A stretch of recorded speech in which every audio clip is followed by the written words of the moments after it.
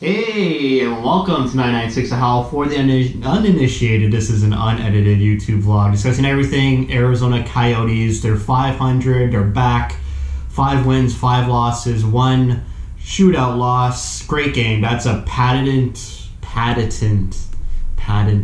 Coyotes road game where they play amazing defensively. They get a couple goals in from hard work and they just win.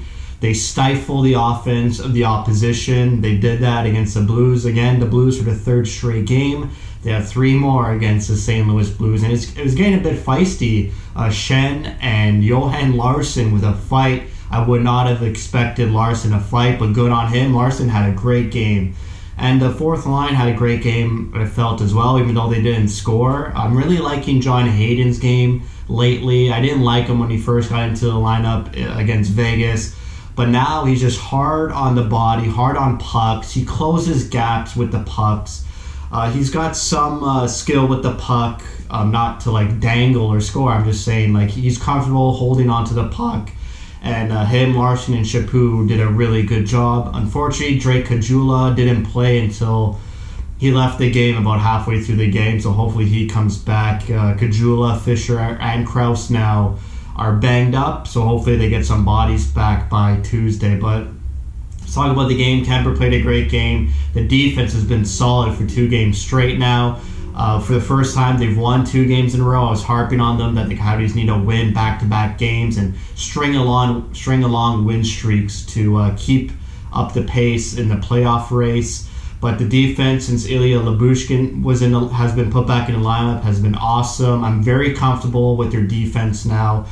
Jordan Gross, Capobianco, a bit too nerve-wracking for me, too loosey-goosey in their own end. You need a guy like Lyubushkin to shut down plays. Once it gets behind the net, Lyubushkin is on a body and closes the gap hard, whereas a guy like Gross would try to get the puck with his stick and leave too much room for the opposition where they can make a good play. So I'm liking Lyubushkin. He's a good stopgap until Oliver Ekman-Larsson comes back from his injury. Not much else to say. It was kind of a milquetoast game, not high energy, high offense. It was a good chess match, good defense from both teams. The Coyotes didn't give the Blues much. The Blues are a very top-heavy offensive team with 2 great top lines.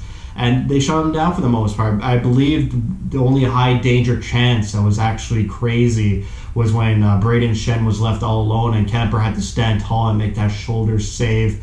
But other than that, the Coyotes kept the Blues to the outside. The Blues did the same to the Coyotes too.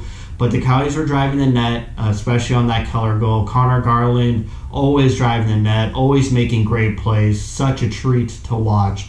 But I want to talk about that top line of the Coyotes. It's been a while since the Coyotes are able to overload their top line and still have the depth in the 2nd, 3rd, and 4th lines to supplement that overloadness. I believe other years they would try to overload their top line, but there was just no more offensive players behind them. I think Phil Kessel fits in well on the 3rd line. Dvorak has got a scoring touch now. Pitlick is a great forechecker who has great possession numbers. It seems like whenever Pitlick is on the ice, the puck is in the opposition's end.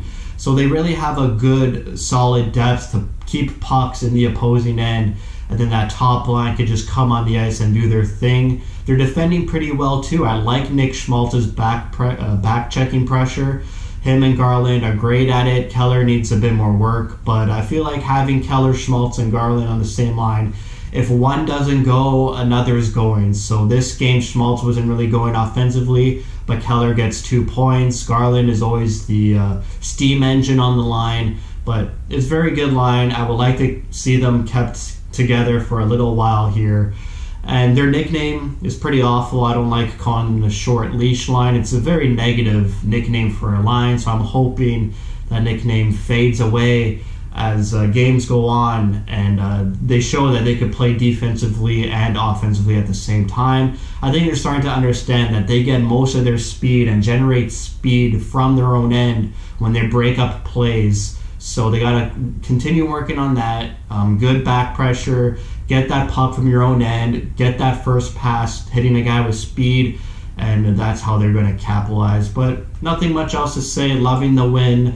I'm loving how St. Louis is one of the juggernauts in their division. I had them placed at third place for my prediction standings. But Coyotes could go toe-to-toe with the Blues. They're a bit shaky on the back end. If you put pressure on the Blues defense, they kind of fold.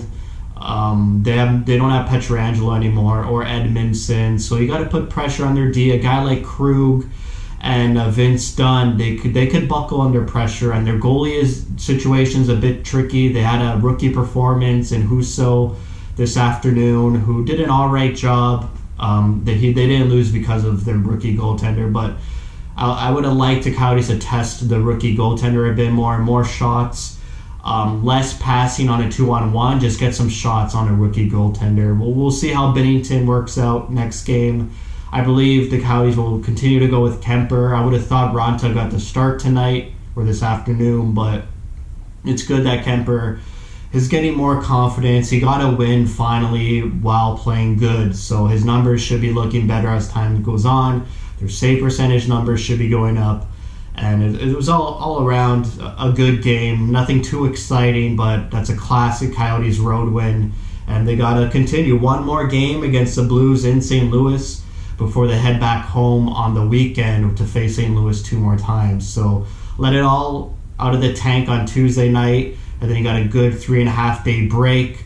So I'm looking for a good performance by the Coyotes. If they have a bad game Tuesday, it would be disheartening to say the least, because they're getting some good mojo here, and they got to keep their consistency up, keep their confidence up, and that's how they're going to break through and become that third or fourth team in the division. They got to keep playing, and it's a long season, but they got to keep playing this way.